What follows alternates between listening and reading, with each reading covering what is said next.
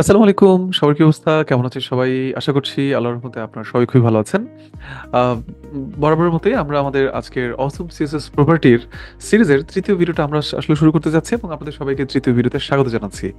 আমাদের এই সিরিজের মূল উদ্দেশ্যই হচ্ছে এমন কোনো একটা CSS প্রপার্টি আপনাদের সামনে তুলে নিয়ে আসা যেটা সাধারণত হয়তো অনেকেই ব্যবহার করছেন না আরকি। তো আজকেও এর ব্যতিক্রম হবে না। আমরা আজকেও এমন একটি CSS প্রপার্টি নিয়ে আপনাদের সাথে কথা বলব।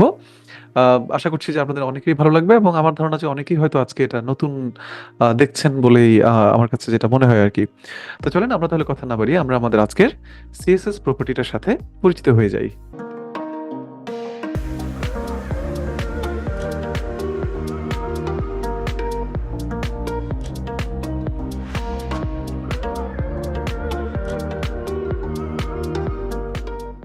তো চলেন আমরা আমাদের আজকের অসম সিএসএস প্রপার্টির নিয়ে কাজ শুরু করে দিই এবং আমরা প্রথমেই যেই সিএসএস প্রপার্টিটা নিয়ে আমরা কথা বলবো এই সিএসএস প্রপার্টিটা হচ্ছে ইউজার সিলেকশন অর্থাৎ ইউজার সিলেক্ট রিলেটেড কিছু বিষয় আর কি, ঠিক আছে? অর্থাৎ আমাদের যখন আমরা কোনো একটা ওয়েব পেজ আমরা ডিজাইন করার সময় এখানে অনেক টেক্সট থাকে, সেই টেক্সটগুলো আমরা সিলেক্ট করতে দিব নাকি দিব না, এই ব্যাপারগুলো এরকম আর কি।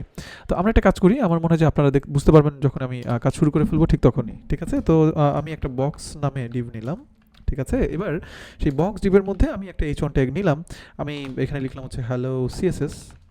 ঠিক তার নিচে আমি একটা পি ট্যাগ নিলাম এবং এখানে হচ্ছে লরেম ইপসামের আমি 100 ওয়ার্ডস নিয়ে লরেম ইপসামের আমি 100 ওয়ার্ডস নিয়ে নিলাম আর কি। সো সবাই নিশ্চয়ই দেখতে পাচ্ছেন আমাদের স্ক্রিনে H1 ট্যাগটা কিন্তু চলে আসছে, আমরা দেখতে পাচ্ছি, এবং আমাদের স্ক্রিনে পি ট্যাগটাকে কিন্তু আমরা দেখতে পাচ্ছি, তাই না? আচ্ছা, ইউজার সিলেকশন বলতে আসলে কি বোঝানো হচ্ছে? ইউজার সিলেকশন মানে হচ্ছে যে কোনো ইউজার আমাদের এই ওয়েব পেজে এসে সে কিন্তু দেখেন আমাদের এই যে টেক্সটগুলো সিলেক্ট করতে পারছে, দেন সে কপি টপি করে নিয়ে কোথাও পেস্ট করে দিতে পারবে, তাই না? আবার সে কিন্তু আমাদের H1 ট্যাগটাকেও সে কী করতে পারছে? সে কিন্তু সিলেক্ট করতে পারছে, এবং সিলেক্ট করতে পারছে বলেই সে কিন্তু ধরেন এখন এখান থেকে কপি টপি করে নিয়ে সে অন্য কোনো জায়গায় পেস্ট করে ফেলতে পারবে আর কি।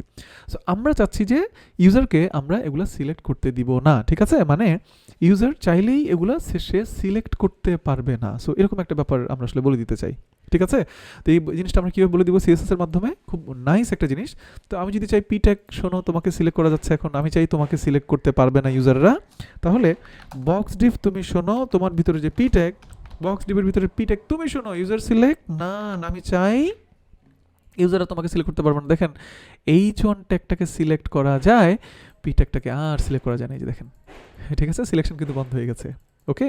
আর যদি আমরা সিলেকশন এনাবল করে দিতে চাই তাহলে সিলেকশন অল, ইউজার সিলেকশন আমরা অল করে দিব, ওকে? ঠিক একইভাবে আপনি যদি চান যে না আমি H1 ট্যাগটাকেও সিলেক্ট করতে দিব না, ঠিক আছে? সেক্ষেত্রে আপনি কি করবেন? বক্স ডিভের ভিতরের H1 ট্যাগ তুমি শোনো ইউজার সিলেক্ট না, আমি চাই H1 ট্যাগ তোমাকেও সিলেক্ট করা যাবে না। দেখেন যে এখন H1 ট্যাগটাকেও কিন্তু সিলেক্ট করা যাচ্ছে না। আমরা কিন্তু এই ধরনের আমরা অনেক ওয়েবসাইট কিন্তু দেখে থাকি যেখানে আমরা কিন্তু চাইলেই পারি না আপনার ওই যে টেক্সটগুলোকে সিলেক্ট করতে পারি না, তাই না? সো আশা করছি যে বুঝতেই পারছেন কত মজার একটি সিএসএস প্রপার্টি, এবং আমাদের যখন দরকার হবে আমরা কিন্তু চাইলে এটা এইভাবে ব্যবহার করতে পারবো। আর আপনি যদি চান যে আপনার অ্যাপ্লিকেশনের কোনো একটা টেক্সটও সিলেক্ট করা যাবে না, মানে গ্লোবালি আপনি চাচ্ছেন যে আপনার এই ওয়েব পেজের থেকে কোনো একটা সিএসএসকে, মানে কোনো একটা টেক্সটকেও আসলে কেউ সিলেক্ট করতে পারবে না, সেক্ষেত্রে আপনি এটা বডি ট্যাগকে দিয়ে দিবেন। বডি ট্যাগ তুমি শোনো, বডি ট্যাগ তুমি শোনো যে তোমার ইউজার সিলেক্ট হচ্ছে কি না। তাহলে কি দাঁড়াচ্ছে এখানে? যে আমাদের এই অ্যাপ্লিকেশনের কোনো জায়গা থেকে কেউই কখনোই কোনো কিছু সিলেক্ট করতে পারবে না, ঠিক আছে? তো আমরা আরেকটা মজার জিনিস দেখতে পারি, দেখেন এই যে কোনো কিছু সিলেক্ট করা যাচ্ছে না, এবং আপনি যত ধরনের ট্যাগই নেন না কেন এবং সেখান থেকে কোনো কিছু কিন্তু আর সিলেক্ট করা যাবে না। সো ইউজার সিলেক্ট খুবই অসাধারণ একটি প্রপার্টি। আমরা প্রায় সময় কিন্তু অনেক ওয়েবসাইট দেখে থাকি যেখানে এই ধরনের একটা ফিচার থাকে, মানে আমরা চাইলেই কপি করতে পারি না কোনো টেক্সটকে। সো আশা করছি আপনারা সবাই বুঝতে পারছেন, এবং ইউজার সিলেক্ট এটা নিয়ে আলোচনা করতে গিয়ে আরেকটা মজার জিনিস মাথায় আসলো। আমরা আরও একটা মজার জিনিস চলুন দেখে ফেলি, সেটা হচ্ছে দেখেন বাই ডিফল্ট আমি যদি পি ট্যাগটাকে সিলেক্ট করি, দেখেন সিলেক্ট করছি, কিন্তু পি ট্যাগটাকে সিলেক্ট করার পর সিলেকশন কালার কি হচ্ছে? ব্যাকগ্রাউন্ড একটা সুন্দর কালার আসছে, আর টেক্সট কালার কিন্তু আমাদের ব্ল্যাকই থাকছে। হ্যাঁ, আবার আমি H1 ট্যাগটাকে যখন সিলেক্ট করছি তখন এখানে কি হচ্ছে? আমার সিলেকশন পার্টটুকুকে আমার ব্যাকগ্রাউন্ডে একটা কালার দেখতে পাচ্ছি এবং টেক্সটের একটা কালার দেখতে পাচ্ছি। আমরা চাইলে কিন্তু এই জিনিসটাকেও পরিবর্তন করে ফেলতে পারবো আর কি। সেটা কীরকম?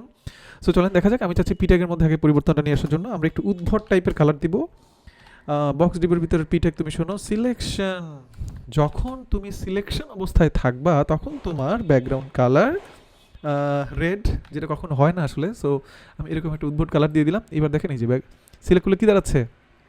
নিশ্চয়ই সবাই বুঝতে পারছেন, তাই না? মানে আমার এই পি ট্যাগটাকে যখন আমি সিলেক্ট করতে যাচ্ছি তখন এটার ব্যাকগ্রাউন্ড কালার হয়ে যাচ্ছে এখন রেড। ওকে, আপনি যদি চান যে টেক্সটের কালারটাকেও চেঞ্জ করে দিবেন, সো ব্যাকগ্রাউন্ড কালার রেড দিলে টেক্সটের কালারটা যদি আমরা হোয়াইট দিই তাহলে দেখতে সুন্দর লাগবে, এই যে দেখেন। ওকে, সো কত মজার একটা জিনিস আপনারা দেখেন আর কি।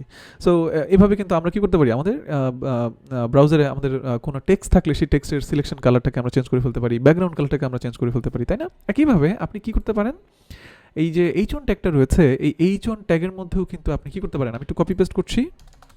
সো বক্স ডিপের ভিতরে যখন H1 ট্যাগ থাকবে এবং এটা যখন সিলেকশন অবস্থায় থাকবে তখন সেটার ব্যাকগ্রাউন্ড কালার আমি হচ্ছে পিঙ্ক কালার করে দিলাম, বা টমেটো কালার করে দিই আমি, বা ব্লু কালার করে দিলাম, ঠিক আছে? ব্লু কালার, এবং লেখার কালার হচ্ছে, দেখেন কত মজার একটা জিনিস।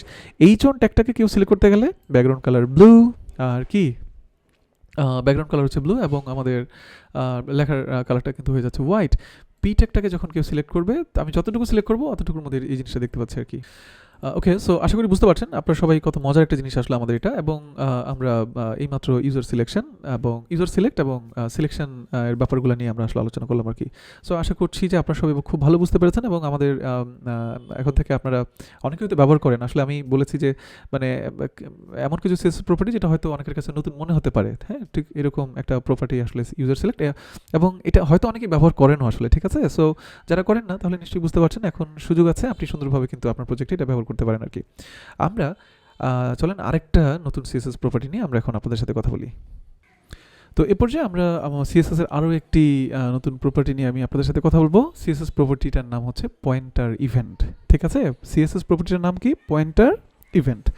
পয়েন্টার ইভেন্ট ব্যাপারটা আমি একটু এভাবে বুঝাই বলি, যেমন এই যে আমাদের কার্সরটা দেখতে পাচ্ছেন, কার্সরটা এখানে আমরা দেখতে পাচ্ছি আমরা। সো আমি এখন পি ট্যাগের মধ্যে যদি ক্লিক করি, এটা হচ্ছে পয়েন্টার ইভেন্ট, মানে পয়েন্টার, আমরা পয়েন্টার রিলেটেড যে ইভেন্টগুলো আমরা আসলে জাভাস্ক্রিপ্টের মাধ্যমে ফায়ার করব। সো সেই ইভেন্টগুলো আসলে কাজ করবে নাকি করবে না, ব্যাপারটা বোঝানোর জন্য আমি প্রয়োজন একটু চলে যাই আপনার এখানে। আমি একটু জাভাস্ক্রিপ্টের কিছু কোড লেখা শুরু করি এখানে, যেমন স্ক্রিপ্ট ট্যাগ। আমি চাচ্ছি যে পি ট্যাগের মধ্যে যখন কেউ ক্লিক করবে, ডকুমেন্ট ডট কোয়ারি সিলেক্টর,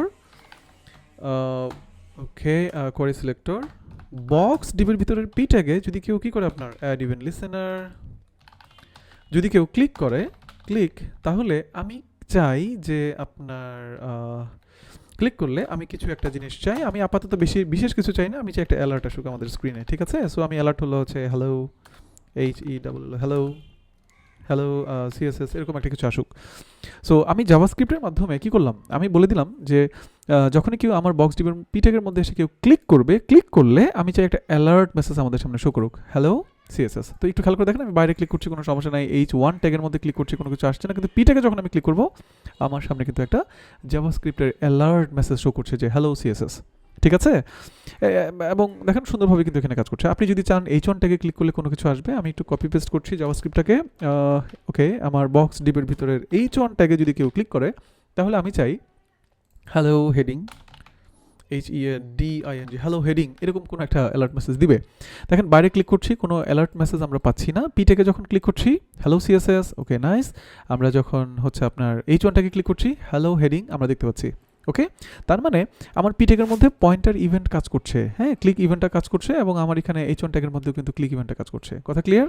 তো আপনি চাইলে এই যে আমাদের পয়েন্টার ইভেন্ট, এটাকে আপনি চাইলে অফ করে রেখে দিতে পারেন। যেমন আমি পি ট্যাগকে ধরে বলে দিতে পারি, শোনো পি ট্যাগ, আমি এখানে বলেই দিই যে তোমার হচ্ছে তোমার এখানে কোনো পয়েন্টার ইভেন্ট কাজ করবে না। সো PIN পয়েন্টার ইভেন্টস আমি বলে দিলাম হচ্ছে নান। মানে হলো এখন আপনি দেখেন বাইরে ক্লিক করছি, সেখানেও আমার কোনো সমস্যা নেই, কিন্তু আমি যখন এখন আপনার যখন এই যে পিটাকে ক্লিক করছি, সরি আমি একটু রিলোড দিয়ে নেই, পয়েন্টার ইভেন্টস হচ্ছে নান। ক্লিক করার পর আচ্ছা এখনও শো করছে কেন?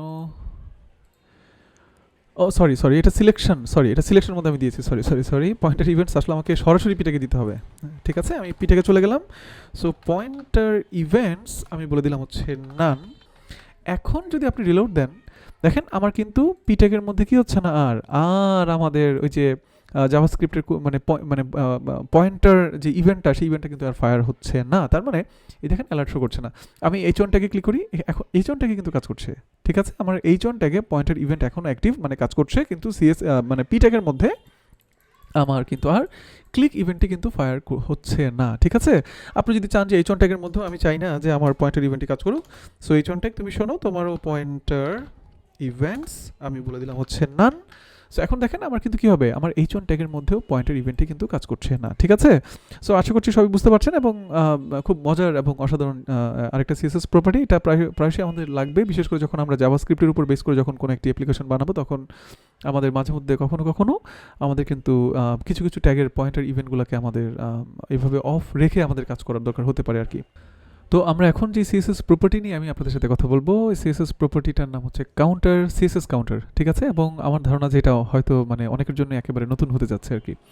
আচ্ছা, কাউন্টার ব্যাপারটা আমি একটু বুঝাই বলি। যেমন আমরা কিন্তু প্রায় সময় আমরা যখন কোনো একটা ওয়েব ডিজাইন করি, ডিজাইন করার সময় আমরা কিন্তু ধরেন ওই যে অর্ডার লিস্ট আমরা বানাতে পারি, হ্যাঁ, চাইলে আমরা আনঅর্ডার লিস্ট বানাতে পারি, তাই না? সেখানে অটোমেটিকভাবে 1 2 3 4 5 এভাবে কিন্তু আমরা একটা কী করতে পারি, আমরা মানে একটা সিস্টেম আমরা তৈরি করে ফেলতে পারি। হ্যাঁ, আমি আপনাদেরকে দেখাইলে মনে হয় জিনিসটা বুঝতে আপনাদের জন্য সহজ হবে। যেমন আমি একটা ইউএল নিলাম, ইউএল ট্যাগের মতো আমি এলআই নিলাম, এলআই নিয়ে আমি এখানে হচ্ছে ধরেন আলু লিখলাম, এরকম কয়েকটা আলু আমরা নিলাম, ওকে?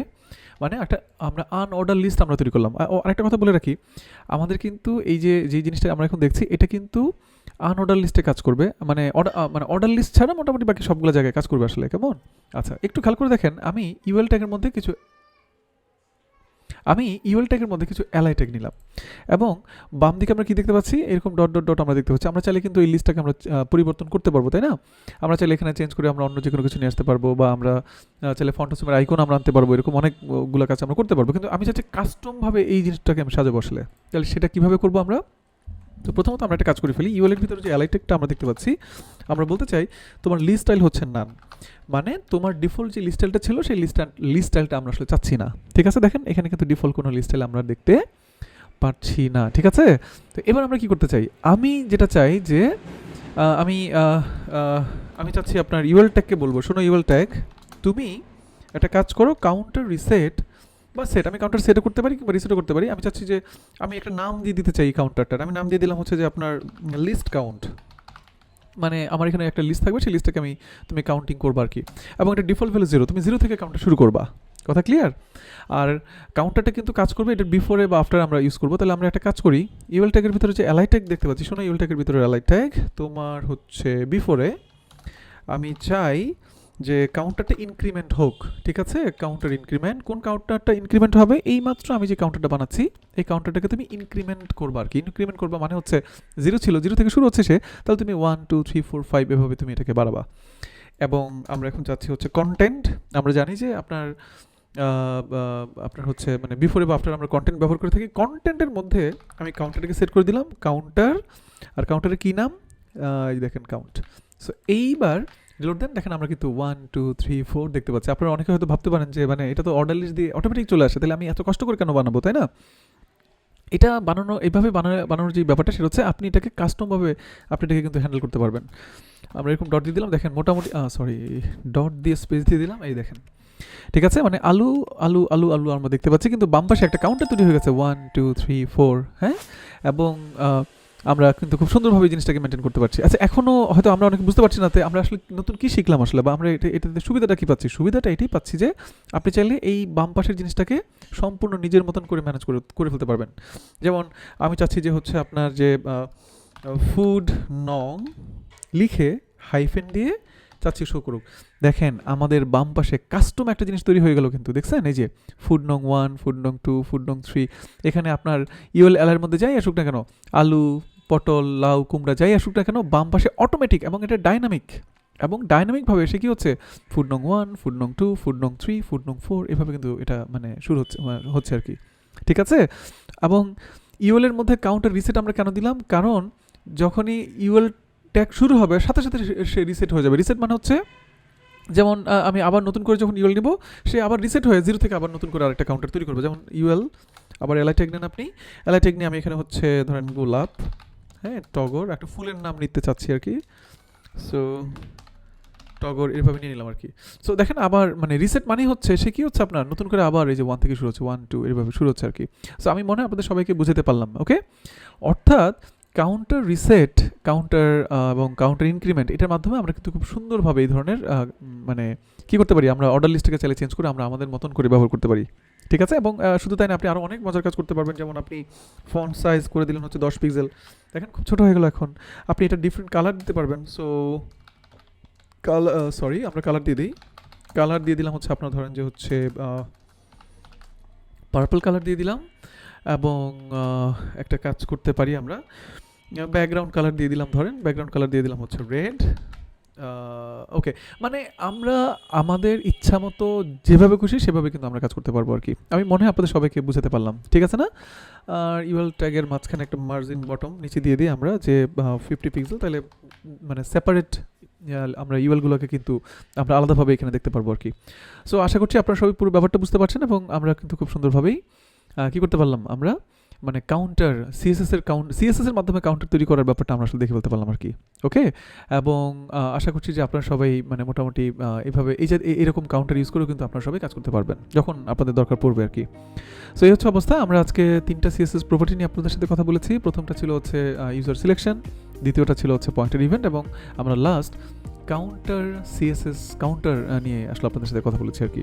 তো সবাই ভালো থাকবেন, দেখা হচ্ছে আবারও নতুন কোনো একটা টপিক নিয়ে, এবং সবাই প্রচুর প্র্যাকটিস করতে থাকেন আর আমার সাথে থাকেন, কারণ অনেক নতুন নতুন জিনিস ইনশাল্লাহ আসতে যাচ্ছে আর কি। ধন্যবাদ সবাইকে।